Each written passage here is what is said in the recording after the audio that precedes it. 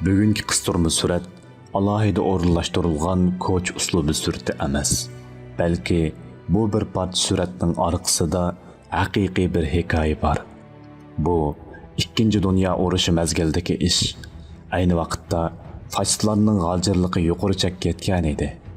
1940-yili 10-oyning 22 kuni London Gollandiya Sariy kutubxonasidagi 3 mo'ysipet nomida tarqalgan bir parcha surat butkul Yevropa miqyosida natsistlarga qarshi jon tikib qarshilik ko'rsatayotgan ittifoqdosh armiyaga ishonch va g'ayrat bag'ishladi.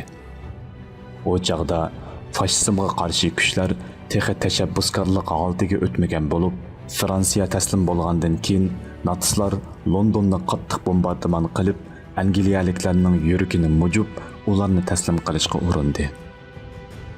Bu surat tortib olingan kuni suratdagi 3 nafar londonlik o'qirman havo mudofaasi lahmasidan chiqib, o'zlari doim boradigan Gollandiya Sariy kutubxonasiga bordi. Bu kutubxona allaqachon necha kunlik bombardimondan keyingi shahar xarobisining bir qismiga aylangan bo'lib, kishining ichini seyretdi. Biroq bu ichinishli hol mazkur suratdagi 3 nafar kitobxumarga ozroqmi ta'sir qilmagandek, ular xuddi avvalqidek kitob ishkopi oldida butun ishqi bilan kitob ko'rayotgan edi.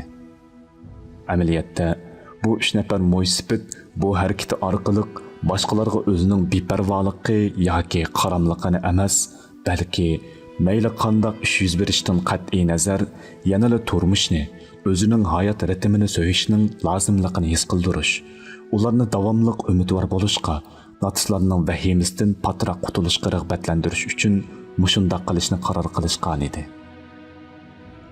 Ayni vaqtda Churchill mundoq degan: biz Angliyaliklar har qancha qo'rqinchli azobga yetarlik sabr qila olamiz.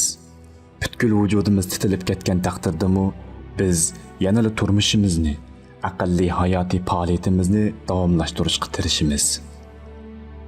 Bir odamning hayotimi shundoq. Bishimizga ne qiyin kunlar kelishi mumkin. Bu qiyinchiliklarning sizning normal turmush tartibingizga, orzu-havaslaringizga ig'ir tahdid silishi, hatto sizning bularni davomlashtirishingizning amdi mumkin bo'lmaydiganligiga ishonishingizga sabab bo'lishi mumkin.